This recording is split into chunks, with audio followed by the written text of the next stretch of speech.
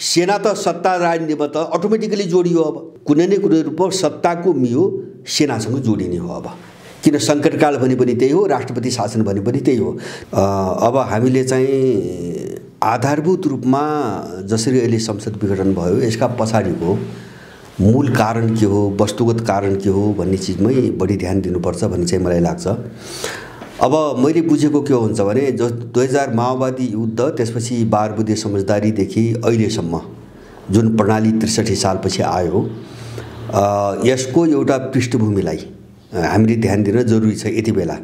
अब त्यो बेलाको पृष्ठभूमिका 3वटा मूलभूत विशेषता थिए। एउटा विशेषता के थियो भन्छ भने वैश्विक रूपमा, विश्वव्यापी रूपमा विश्वको पावर सेन्टरमा पश्चिमा शक्तिहरू थिए, उनको एकाधिकार थियो हैन। जस्तो अमेरिकी नेतृत्वको पश्चिमा ब्लकले सिङ्गो विश्वको पावर एक्सरसाइज गर्थ्यो, उनको सबै निर्णायक भूमिका थियो। र दोस्रो नेपालभित्रको भूराजनीतिभित्र इन्डियनहरूको एकाधिकार थियो हैन। जस्तो 12 बुँदे 63 समय आउँदाखेरि पनि इन्डियनहरूको एकाधिकार थियो, अरू देशहरूको भूमिका चाहिँ तपाईको नगर्ने अथवा महत्त्वहीन देखिन्थ्यो। र तेस्रो यसको विशेषता के थियो भन्छ भने 62-63 सालसम्म नेपालभित्रको जो आन्तरिक समीकरण हो हैन, जो राजनीतिक नेपाली जनताको बीचमा त्यो पूर्ण रूपमा दलहरूतिर ढल्केको थियो, जसले 12 बुँदे समझदारी गरेका थिए। त यो 3टा परिवेशमा चाहिँ यो सिस्टम आएको हो हैन। अब र यो 3टा शक्तिको जो मिलीभगत हो, गठबन्धन हो अथवा जो संयुक्त डिजाइन हो, त्यो डिजाइनको नै उपलब्धि हो यो अहिलेको तपाईको सिस्टम। अब अहिलेसम्म आउँदा मैले के देख्छु भन्छ भने यो 3टा चिज पुरै उल्टियो हैन। यो 3टा चिज उल्टियो। पहिलो कुरो त विश्व बहुध्रुवीय दिशामा गयो हैन। अमेरिकी वर्चस्वको अन्त्य भयो, जस्तो अहिले चिनिया रसियन ध्रुव भयो, त्यसपछि अब मुस्लिमहरूको एउटा ध्रुव बन्दैछ, क्षेत्रीय स्तरका समीकरणहरू बन्दैछन् र स्वयं युरोप र अमेरिका बीचमा पनि ठुलो अन्तर्विरोध पैदा भएको छ। अब उनीहरू आफै अस्तव्यस्त अवस्थामा पुगेका छन्। त्यसकारणले विश्वको राजनीतिमा जो चाहिँ कमान उनको थियो नि, त्यो कमान अहिले टुट्यो, एउटा परिवर्तन।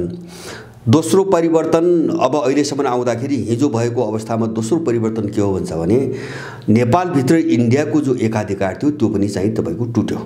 र अहिले हामीले देखिरहेका छौँ चीन र अमेरिका अलिकति बेसी अरूको तुलनामा बढी चाहिँ आम्ने सामनेमा भएर आए र यिनको तुलनामा इन्डियनहरूको भूमिका धेरै कमजोर भएर गयो। मेरो आफ्नो बुझाइमा इन्डियनहरूको भूमिका तेस्रो शक्तिको रूपमा अहिले नेपालभित्र छ, नेपालभित्रको बाह्य शक्ति सन्तुलन कुरा गर्दा। अब तेस्रो चाहिँ तपाईको फ्याक्टर के हो भन्छ भने मैले पहिले पनि भने 2063 सालमा अथवा यो प्रणाली लागू हुने बेला नेपालभित्रको जो आन्तरिक समीकरण थियो, राजनीतिक समीकरण थियो, त्यो एकहोरो दलहरूको पक्षमा ढल्किएको थियो। जस्तो 7 दल 8 दलभन्दा मान्छेले कुरै गर्दैनथ्यो। अब त्यो पनि पूर्ण रूपमा उल्टियो हैन। जस्तो अहिले दल भनेपछि तपाईको जनमत छैन, जनमतबाट पुरै कति तिरस्कृत भए, बदनाम पनि भए। अब सिङ्गो जनमत झनै चाहिँ 95% बढी जनमत अहिले दलहरूका विरुद्धमा चाहिँ खनिएको अवस्था छ भनेपछि अब यो 3टै परिदृश्यमा ठुलो उलटपुलट आयो। यसले के गरिदियो भन्छ भने जुन परिवेशले र जुन शक्तिहरूले यो प्रणाली लादेका थिए उनीहरूको चाहिँ समीकरण र सन्तुलनमा नै चाहिँ भारी बदलाव आइसकेपछि यसलाई चाहिँ टेकाइदिने केले भन्ने एउटा चाहिँ चुनौती खडा भयो हैन। जो बाहिर संरचना बनाइयो नि राज्य प्रणालीको, यसलाई ठेक्दिने गरे त बनाइ त्यो शक्ति रहेन, सुरु चाहिँ समस्या त्यहाँबाट त्यो शक्ति रहेन। अब त्यो कारणले गर्दाखेरि यो एक खालको बेसहारा हैन, बेसहारा अथवा बेवारिसे बन्दै गएको अवस्था थियो र त्यसैको चाहिँ तपाईको एउटा क्लाइमेक्स उत्कर्ष नै संसद विघटन हो हैन। किन अब यसको स्वामित्व ग्रहण गर्ने जो शक्तिहरू पनि थिए नि, उनीहरू चाहिँ नेपालको भूराजनीतिभित्र अहिले धेरै कमजोर भइसकेका छन्। आम नेपाली नागरिकले हेर्दा अहिलेको जुन परिस्थिति आएको छ, ओली र माधव प्रचण्ड गुटको आन्तरिक झगडाले गर्दाखेरि यो रूप आएको भन्ने बुझाइ छ। आजको दिन आउनुमा आन्तरिक झगडा बढी प्रभाव कि बाह्य?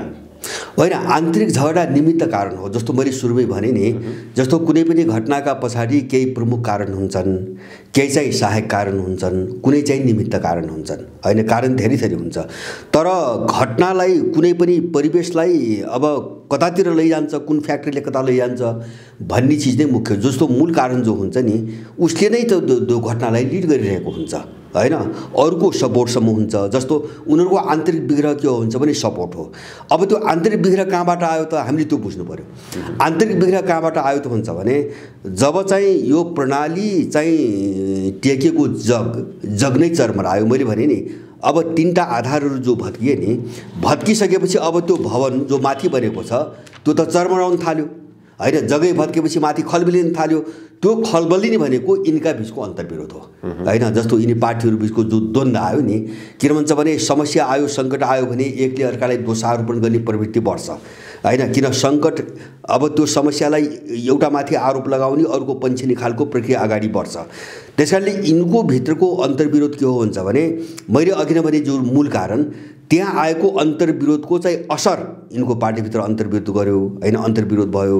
जस्तो यिनीहरू असफल हुँदै गए। अब 2/3 बहुमतको हाराहारीमा ल्याएर पनि अब सरकार नचल्ने स्थिति आयो, दल नचल्ने स्थिति आयो। अब यो स्थिति के आयो भन्छ भने त्यो परिस्थितिले जो चाहिँ मैले सुरुमा भने त्यो परिस्थितिमा आएको अन्तर्विरोधले यिनीहरूभित्र पनि अन्तर्विरोध पैदा भयो हैन, ध्रुवीकरण हुन थाल्यो। त्यसकारणले यो निमित्त कारण हो। यिनको कारणले मात्रै चाहिँ तपाईको संसद विघटन भएको होइन, त्यो गलत भ्रम हो हैन। त्यस्तो हुँदैन पनि हैन। जस्तो मलाई के लाग्छ भन्छ भने अब यिनीभित्र पनि अन्तर्विरोध के थियो र? जस्तो कुनै राजनीतिक अन्तर्विरोध थिएन। एकता हुँदाखेरि पनि यिनको बीचमा राजनीतिक मुद्दामा कुनै बहस भएको होइन, सैद्धान्तिक विषयमा बहस भएको होइन, खालि चाहिँ पदीय रूपमा लेनदेनका कुरा मात्रै भएका हुन् हैन। अब त्यो ढङ्गले यिनीहरूको एकता गर्यो। अब त्यहाँ ठुलो कुरो थिएन। यदि चाहिँ यो मिल्थ्यो, यसको जग बलियो हुन्थ्यो भने त्यो अन्तर्विरोध मिल्न गाह्रो थिएन। किन भन्छ भने अब त्यो पार्टी अध्यक्ष र प्रधानमन्त्रीको चाहिँ तपाईँको शक्ति बाँडफाँड कसरी गर्ने भने एउटा मामुली प्राविधिक कुरा मात्रै थियो, जो चाहिँ उनीहरूको चाहिँ पार्टी एकताको दौरानमा भइसकेका सहमति हो, त्यो बनिसकेको सहमति हो हैन। सरकार कसले चलाउने, पार्टी कसले चलाउने, 3 पटक सहमति भएको छ एकतापछि पनि, भने त्यो ठुलो कुरा थिएन। र अर्को कुरो अब त्यही चिजमा अलिकति कम्प्रोमाइज गरेको भए ओलीको अरू बाँकी 2 वर्ष कार्यकाल त कसैले खोज्ने सम्भावना त थिएन। केपी ओली पनि सुरक्षित थिए हैन। प्रचण्डको पनि एउटा पोजिसन पार्टीमा बनिसकेको थियो भनेपछि अब त्यति कारणले मात्रै यो अवस्थामा देश जाँदैन थियो, लग्न सक्ने स्थिति थिएन। त्यसकारणले मैले भन्छु मुख्य कारण उनीहरू होइन, उनीहरू निमित्त कारण हो। निमित्त कारण भने के हो भन्छ भने कुनै पनि घटना एउटा परिपक्व भइसकेपछि, भित्रभित्र परिपक्व भइसकेपछि त्यो विस्फोट हुने बेला हैन, त्यो बाहिर निस्कने बेला जुन सन्दर्भ चाहिँ देखा पर्छ नि, हो त्यो सन्दर्भलाई चाहिँ निमित्त कारण भनिन्छ। सन्दर्भ यिनको चाहिँ तपाईँको पार्टी देखा पर्यो, पार्टीभित्रको अन्तर्विरोध देखा गर्यो हैन। तर यो सन्दर्भ पार्टीलाई देखाएर जो विभाजन अथवा संसद विघटनको कुरा आयो नि, उनको आन्तरिक चिज देखाएर त्यसको निम्ति धरातल पहिले नै निर्माण भइसकेको छ। मुख्य कारण त्यो हो। र अब ढिलो चाँडो यो हुन्थ्यो। जस्तो चाहिँ अब मैले तपाईसँग मैले सायद भनेको थिएँ यिनको एकता हुने बेला नै जब यिनको वार्ता चल्यो, यो बढीमा चाहिँ तपाईँको 2-2.5 वर्षभन्दा अगाडि जाँदैन। त्यसपछि यो ब्रेक हुन्छ। किन भन्छ भने एउटा मिसनमा जोडिएको छ, यिनीहरूलाई एउटा मिसनमा जोडिएको छ। त्यो मिसन पुरा भएपछि वा चाहिँ सबै पुरा हुन नसकेको अवस्थामा यो टुट्छ। र मलाई लाग्छ यो 2.5 वर्षभन्दा अगाडि जाँदैन, 2-2.5 वर्ष। मैले त्यो पहिले भनेको थिएँ, त्यो प्रष्टै थियो, त्यो सामान्य हिसाबले बुझ्न सकिन्थ्यो। अब त्यसकारणले गर्दाखेरि अब यो संसद विघटनको प्रक्रिया मैले भने नि जगै जब भत्कियो भने यो जान्छ कहाँ त हैन। हामीले हेर्ने अर्को बाटो यससँग जोडेको चुनाव हुन्छ कि हुँदैन मैले सम्भव देख्दिनँ हैन। चुनाव पनि एउटा चुनाव हुँदैन, वस्तुगत रूपमै चुनाव हुँदैन हैन। अब किन भन्छ भने यिनको बेस त भत्क्यो सबै हैन। यसको स्वामित्व ग्रहण गर्ने त्यस्तो चाहिँ पावरफुल शक्ति नै अब बाँकी रहेन। त्यसैले पहिलो कुरो चुनाव हुँदैन। दोस्रो कुरो मेरो भनाइ के हुन्छ भने चुनाव किन गर्ने, यससँग जोडिएको हैन। यिनीहरूको 2/3 यत्रो बहुमत आएर जब सरकार चल्दैन भने अब हुने चुनावमा त तपाईँको कसैको बहुमतको सरकार त बन्दैन, त्यो त स्पष्टै छ। त्यसकारणले गर्दाखेरि चुनावको औचित्य अब छैन, चुनावको औचित्य अब छैन। र अब जुन प्रक्रिया यहाँसम्म आउँदाखेरि हामीले देख्यौँ यो 62 सालपछिको जो 12 बुँदे समझदारी भन्छौँ हामी, यद्यपि यसको चाहिँ पृष्ठभूमि त्योभन्दा धेरै लामो छ। 47 सालपछि नै जोडिएको छ, सबै चिज धेरै घटनाहरू भएका छन्। अब यो जो कोर्स थियो नि आएको होइन, जो चाहिँ 62 12 बुँदेमा एउटा उत्कर्षको रूपमा देखियो र 63 सालपछि यो प्रयोगमा आयो। अब यसको चाहिँ तपाईँको अन्तिम विघटनको चरण सुरु भयो होइन, यसको चाहिँ समापनको चाहिँ तपाईँको कोर्स अगाडि बढ्यो। त्यसकारणले गर्दाखेरि केपी ओली अथवा अर्को कुनै पक्षले यसलाई थ्याक्न खोजेर यसलाई पुनर्जीवित गर्ने, हिजोको ट्र्याकमा ल्याउने मैले कुनै पनि प्रकारको मैले सम्भावना देख्दिनँ। कतिपयले यसलाई अहिले नेपाली राजनीतिमा जे उथलपुथल भइरहेको छ यो 62-63 को परिवर्तन र 12 बुँदे दिल्ली सम्झौताको उपजको रूपमा लिन्छन्। अब त्यसलाई कोर्स करेक्सन गर्नका निमित्त परराष्ट्र मन्त्री प्रदीप गेवाली दिल्ली जाने तयारी गर्दैछन् भन्ने समाचार पनि बाहिरिएको छ। अब यसरी बढ्छ राजनीति अगाडि कि के हुन्छ?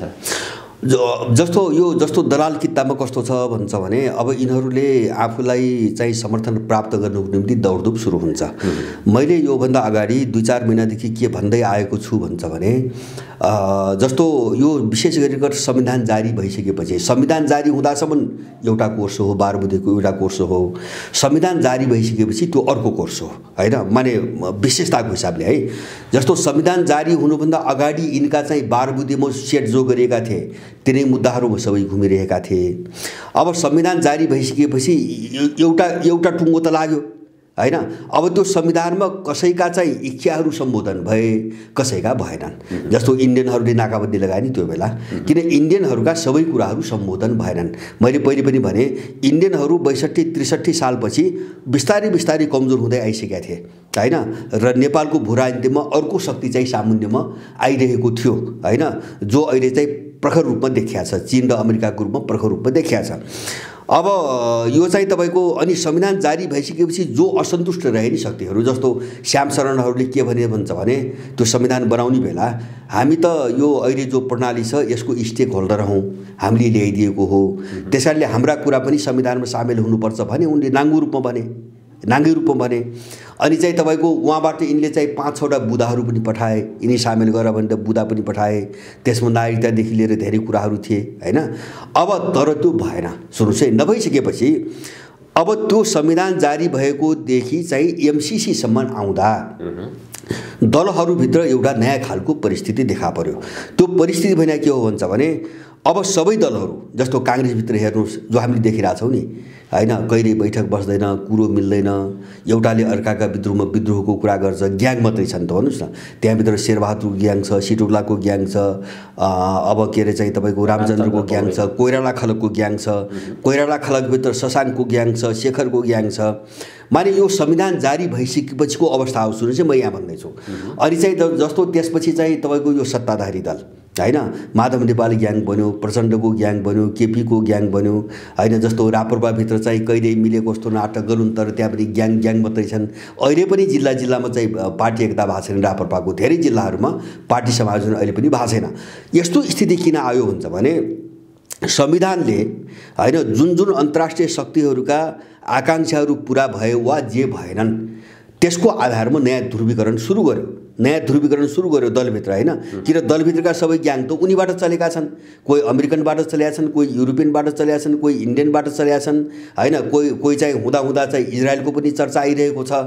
अब उनको इन्ट्रेस्ट जो संविधान जारी भइसकेपछि जहाँ उनको इन्ट्रेस्ट चाहिँ तपाईँको पुरा भएन नि, उनीहरूले आफ्ना ग्याङहरू परिचालन गर्न थाले, त्यसले दलहरूभित्र अन्तर्विरोध पैदा हुन थाल्यो।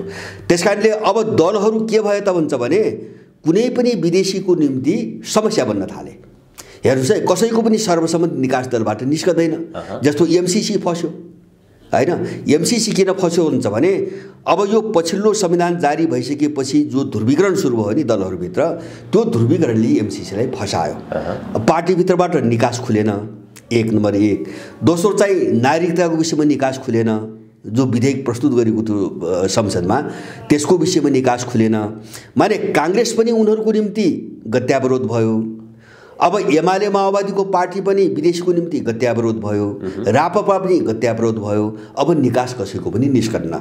यो परिस्थितिले गर्दा उनको निम्ति पनि नयाँ समीकरण खोज्नुपर्ने अवस्था आयो विदेशीको निम्ति। अब जस्तो दलहरूभित्र चाहिँ नयाँ खालको समीकरण खोज्नुपर्ने अवस्था सबै विदेशीलाई आयो। त्यसकारणले उनीहरू कुन प्रक्रियामा गए त भन्दाखेरि सबै दल विभाजन गरेर सबैतिरका आफ्ना दलालहरूको एउटा चाहिँ समीकरण बनाउने दिशातिर गए। जस्तो एमाले माओवादीभित्र कुन कसको दलाल हो, अब त्यसलाई छुट्याउने हैन, सकेसम्म पार्टी कब्जा गर्ने नभए छुट्याउने, काङ्ग्रेसभित्र चाहिँ तपाईँको तोडफोड गर्ने बिस्तारै हुन्छ। अब राप्रपा पनि हुन्छ। अनि चाहिँ इन्डो ब्लकको एउटा समीकरण हैन, अमेरिकन ब्लकको अर्को समीकरण, युरोपियन ब्लकको अर्को समीकरण, सबैतिर मिलाएर नयाँ समीकरण बनाउने दिशातिर गए। त्यसै कारण यिनीहरूमा विभाजन आएको हो। सुन्नुहोस् है, त्यसै कारण विभाजन आयो। अब तपाईँले अहिले भनेको कुरो के हो भन्छ भने अब इन्डियनहरूले जुन खुसियाली चाहिँ मनाइरहेका छन्, मलाई लाग्छ इन्डियाको जित भनेर उनले जसरी भनेका छन् त्यो पूर्णतः सत्य छ भन्ने मलाई चाहिँ लाग्दैन।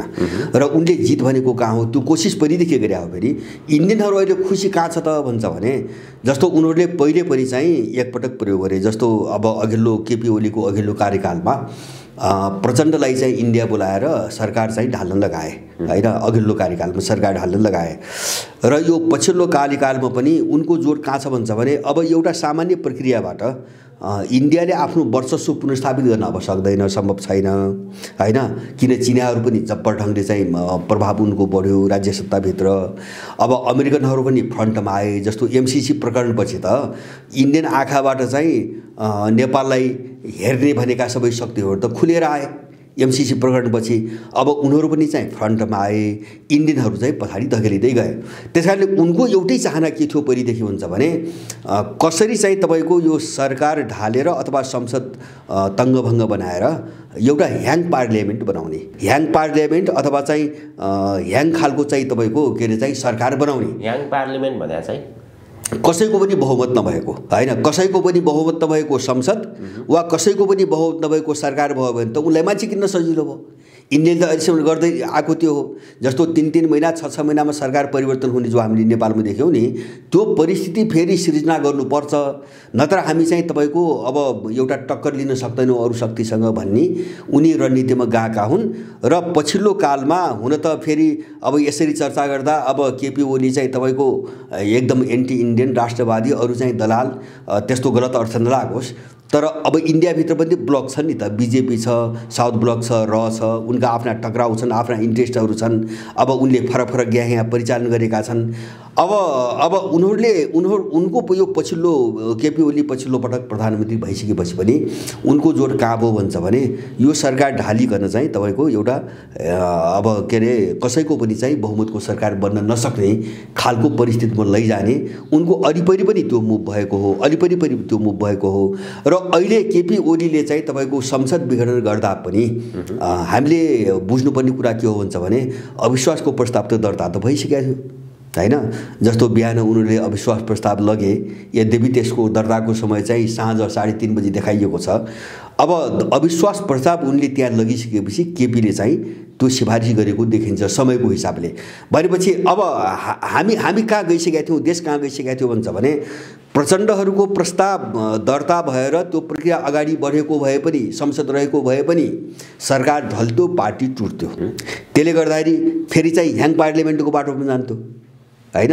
ह्याङ पार्लियामेन्ट जस्तो संसदीय दल पनि टुटेपछि त बहुमत त सबैको गुम्थ्यो, केको पनि गुम्थ्यो, प्रचण्डहरूको पनि गुम्थ्यो, अब अरूको छँदै छैन हैन, बहुमतै छैन भनेपछि संसद पनि कसैको बहुमत बिनाको हुन्थ्यो।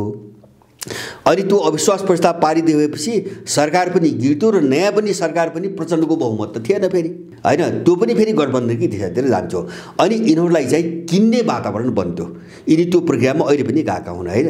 जस्तो हाम्रो निम्ति काम गर्थ्यो, हामी चाहिँ सरकारमा लैदिन्छौँ भन्ने इन्डियनहरूको त सधैँभरि खेल हो। अब संसद अब अध्यादेश नआएको भए पनि सरकार गिर्थ्यो र गठबन्धनको सरकारको दिशातिर जान्थ्यो हैन। अब केपीले संसद विघटन गरिसकेपछि उनले चुनाव भनेका छन्।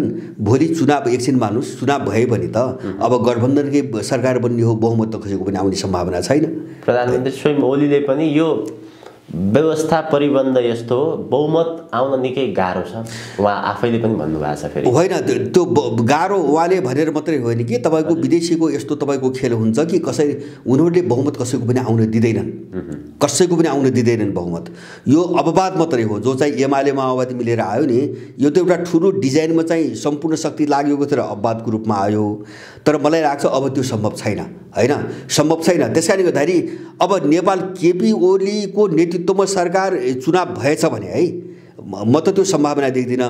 भएछ भने पनि गठबन्धनकै दिशातिर गयो, बहुमत कसैको नहुने हैन। अनि चाहिँ यिनको प्रस्ताव चाहिँ तपाईँको दर्ता भएर अविश्वासको प्रक्रियामा गएको भए पनि गठबन्धनकै दिशातिर जाने भनेपछि अराजकताको दिशातिर फेरि देशलाई लैजाने, अस्थिरताको दिशातिर फेरि लैजाने र त्यसको आधारमा खेल्ने बाहिरका शक्तिहरूको पनि खेल त्यही हो। त्यो अन्यल खडाएर खेल्ने र यहाँभित्र जो पतन हुँदै गएको छन् नि यिनको खेल पनि के हो भन्छ भने अब त्यस्तो कसैको पनि बहुमत नपुग्ने भएपछि त त्यो विदेशीले पनि महत्त्व दिने भयो हैन, सबैलाई महत्त्व दिने भयो आफ्नो हातमा लिनको निम्ति। अनि चाहिँ आफ्नो राजनीति पनि सुरक्षित हुने हैन। जस्तैका कसैलाई चाहिँ भ्रष्टाचारमा फस्ने डर छ, जस्तो अहिले वातावरण सुनिराखेको छु नि, कसैलाई अख्तियारमा फस्ने डर छ, कसैलाई ज्यान केसमा फस्ने डर छ हैन। यो सबै चिजबाट पनि मुक्त हुन सकिने र एउटा प्लेयरको खेलाडीको रूपमा चाहिँ जीवित रहन सकिने हैन। जस्तो अब कसैको मेजोरिटी भएन भने त त्यो प्लेयरको रूपमा खेलाडीको रूपमा त उनले पनि प्रयोग गर्ने भए। अब यो ढङ्गले चाहिँ तपाईँको लग्न खोजेका हुन् उनीहरूले। त्यसकारणले गर्दाखेरि मेरो निष्कर्ष तपाईँको के हो भन्छ भने अब यो सपना अथवा जो उनको इच्छा छ यो चाहिँ उनको काबुभन्दा बाहिर गइसकेको छ। केपीले चुनाव गराउन कोसिस गरे भने पनि त्यसको चाहिँ कडा प्रतिकार हुन्छ, त्यो मलाई विश्वास छ। अब कडा प्रतिकार हुन्छ। मैले पहिले पनि भने चुनाव किन गर्ने, यस्ता अपराधी, यस्ता तल्लो स्तरका, यस्ता गए गुजेरका कुडा कर्कटहरू जसको हातमा झन्डै 2/3 बहुमत छ त यो हालत छ। अनि तपाईँको गठबन्धनको सरकार बन्नुपर्ने स्थिति आयो भने देश कहाँ पुग्छ।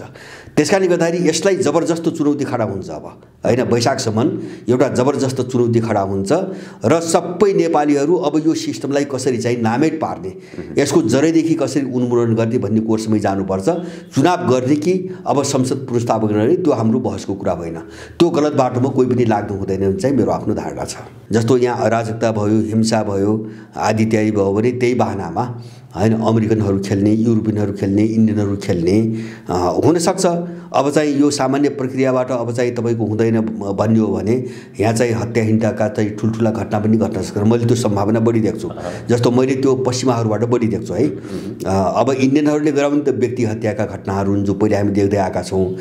तर चाहिँ अमेरिकाले 2 पटक के भनेको छ हामीले बिर्सन हुन्न कि नेपालमा ISI को एउटा आक्रमणको खतरा छ भनेर अमेरिका 2 पटक बोलिसक्यो 1 वर्षभित्र।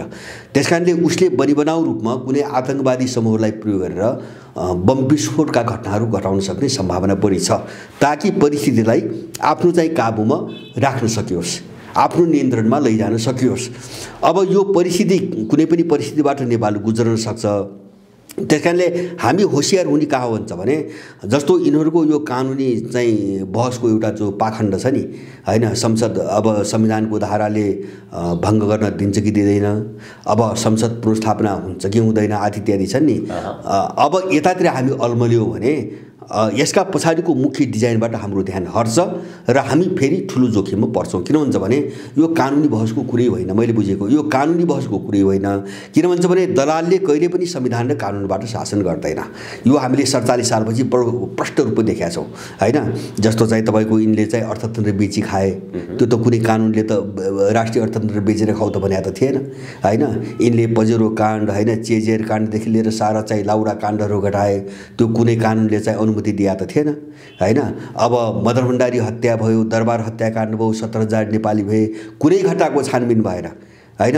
यस्तो दण्डहीनता चाहिँ अगाडि बढाउनु पर्छ भन्ने नेपालको संविधान कानुनले त काहीँ त भनेका छैनन् हैन। अहिले पनि हामी भ्रष्टाचारका यत्र घटना देखिरहेछौँ हैन, ओम्नीदेखि लिएर बालुवाटार हैन, अब चाहिँ RNC को जग्गा खरिद, एनसेलदेखि लिएर यो कुनै कानुनी कारबाही त थिएन नि। भनेपछि अब दलालले कानुनबाट शासन कहिले पनि गर्दैन, अहिले पनि गरेको छैन। त्यसकारणले गर्दाखेरि यहाँ हामीलाई कहाँ गुमराहमा पार्न खोजियो अर्को तरी दलाल यिनको वरिपरि बसेर या वकिलको नाममा हैन, नेताका नाममा सत्ता र विदेशीका वरिपरि बसेर जो लुटिरहेको थिए नि, लुट मचाइरहेको थिए नि, उनीहरूले हामीलाई कानुनका कुतर्क गरेर भगाउन खोजिरहेछन्। अपराधी सिस्टमलाई कायम राख्नु उनको जोड त्यहाँ छ हैन। जसले चाहिँ यो कानुनी हो कि गैर कानुनी भनिरहेछन् नि, तिनको जोड कहाँ छ भने सिस्टम कसरी बचाउने भन्नेमा छ हैन, सिस्टम जोगाउने भन्नेमा छ। यसमा हामी एकदमै होसियार हुनुपर्छ। यो अपराधीहरूको शासन हो, यो विदेशीहरूको शासन हो।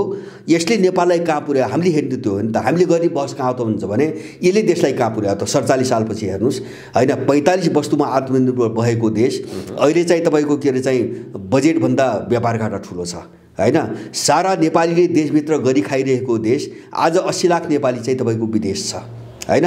अब त्यत्रो सार्वभौमता र चाहिँ इज्जत भएको देश हैन 47 सम्म आउँदा अहिले सारा एनजिओ र विदेशीहरूले विदेशी दूतावासले सिधै आदेश दिएर यिनीहरूलाई चलाइरहेछ। भनेपछि के दियो त हामीले हेर्ने थियो के दियो त हामीलाई? अर्थतन्त्र आर्थिक क्षेत्रमा हामीलाई के दियो, राजनीतिक क्षेत्रमा के दियो? हुँदाहुँदा हामी कहाँ आयौँ? यो सिस्टमको कुरा गर्नुहुन्छ भने हामी कहाँ आयौँ त भन्छ भने अब तपाईँ गाविसको चाहिँ अध्यक्ष चुनाव लड्नु पऱ्यो भने तपाईँसँग 1 करोड रुपियाँ चाहियो। अब सपना नदेखे हुन्छ। चुनाव हाम्रो होइन, यो जनताको चुनाव होइन।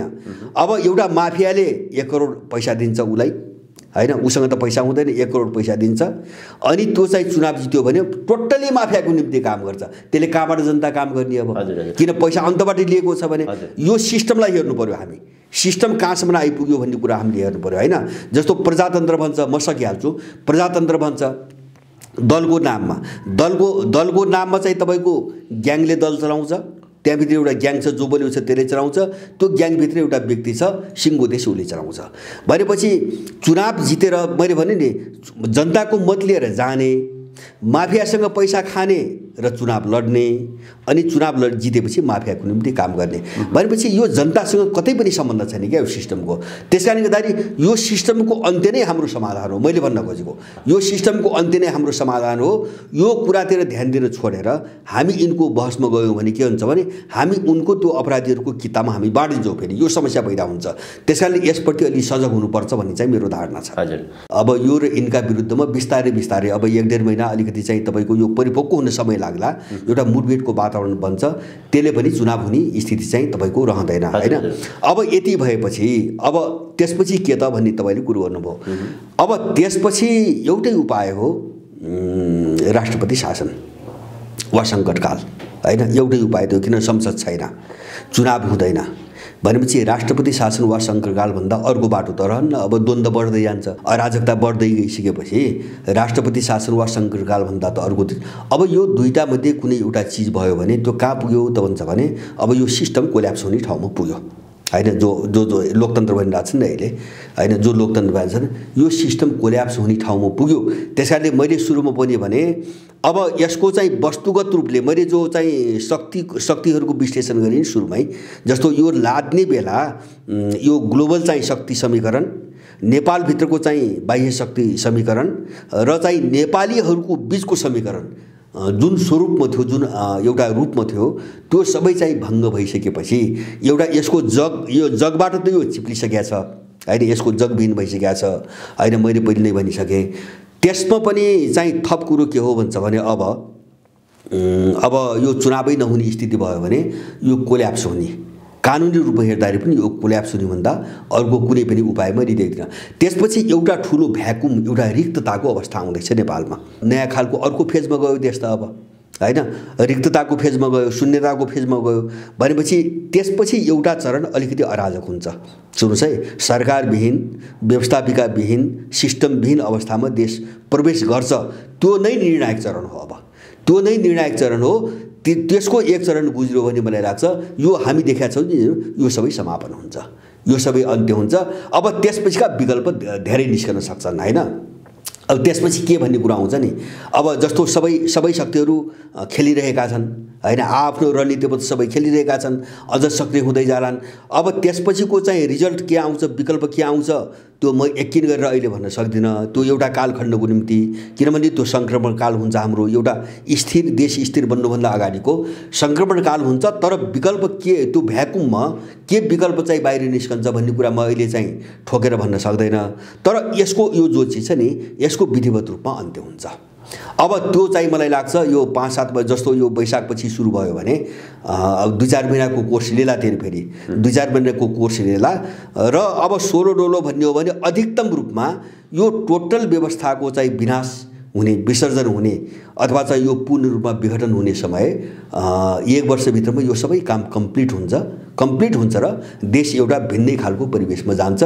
अब त्यो प्रक्रियातिर नगएर, अशान्ति र हिंसाको प्रक्रियातिर नगएर अब यसलाई एउटा प्रोसेसबाट, कानुनी प्रोसेसबाट अगाडि लाने हो, ल्यान्डिङ त्यसरी गर्ने हो भने केही मान्छेहरूको तर्क चाहिँ 47 सालको संविधानको पुनर्स्थापना भन्ने छ। त्यो चाहिँ टेक्ने आधार हुनसक्छ, टेक्निकसम्म आधार हुनसक्छ है, तर त्योभन्दा अगाडि त्यसले काम गर्दैन। दुईटा कारणले काम गर्दैन। एउटा के कारणले काम गर्दैन भन्छ भने अर्थात् 47 सालको संविधानमा त दल पनि छ, होइन? अनि 47 सालको संविधान पुनर्स्थापना गरेर यिनै दलहरूलाई फेरि चुनाव लड भन्ने, हैन, त्यो त हामी त स्वीकार त गर्दैनौँ हैन। त्यस कारणले गर्दाखेरि त्यो टेकेर त्यो यथास्थितिमा रहन सक्दैन, त्यो कसैले पनि स्वीकार गर्दैन एउटा कुरा हैन। किन अब जुन अपराधीलाई दण्डित गर्नुपर्ने छ हैन, त्यसलाई चुनाव फेरि लडेर आऊ त भन्न सकिँदैन। एउटा त्यो कारणले मैले सम्भव देख्दिनँ। दोस्रो मैले सम्भव कहाँ देख्दिनँ भन्छ भने 2047 सालपछि देश र जनताको निम्ति गर्ने के त कार्यक्रम के हैन। संविधान मात्रै बिउदा त भएन नि, मैले भने 80 लाख नेपाली बाहिर छ, गर्ने के, उसलाई कसरी फर्काउने, विकासको प्लानिङ एजेन्डा के हो हैन, त्यो समग्र चाहिँ तपाईँको के हो, जस्तो शासन प्रणाली कस्तो, हामी त यही संसदीय त अब मान्दैनौँ, नेपाली जनता कसैले पनि मान्दैन। यही शासन प्रणाली फेरि संसदीय राजा फर्कदैमा अथवा चाहिँ तपाईँको 47 साल पुनर्स्थापना गर्दैमा यो संसदीय प्रणाली त अब त स्वीकार गर्न त सकिँदैन। त्यसमा सिस्टम के, अब सिस्टम कस्तो त हैन, हाम्रो आफ्नो मौलिकतामा हाम्रो निम्ति काम लाग्ने सिस्टम त खोज्नु पर्यो नि त। अब समस्या धेरै छन्, 47 साल टेकेर जाँदाखेरि पनि समस्या धेरै छन्, त्यो सबैको चाहिँ सम्बोधन गर्ने सहमतिसहित एउटा शक्ति आयो भने त्यो टेक्नेसम्म आधार हुनसक्छ हैन। अब त्यो सहमति भएन भने मलाई लाग्छ त्यो पनि मैले सम्भव देख्दिनँ। त्यस कारणले अब यो कुनै पनि चाहिँ प्रक्रिया अब चाहिँ यो ढङ्गबाट अगाडि बढ्यो भने देश एउटा चाहिँ ठुलो उथलपुथलको बाटोमा जान सक्छ, एउटा निर्णायक उथलपुथलको बाटोमा जान्छ। र त्यो उथलपुथलको बाटो भने के हुन्छ भने त्यो धेरै ठुलो विध्वंस पनि हुन्छ, त्यसले अलिकति लामो चाहिँ समय पनि लिन्छ।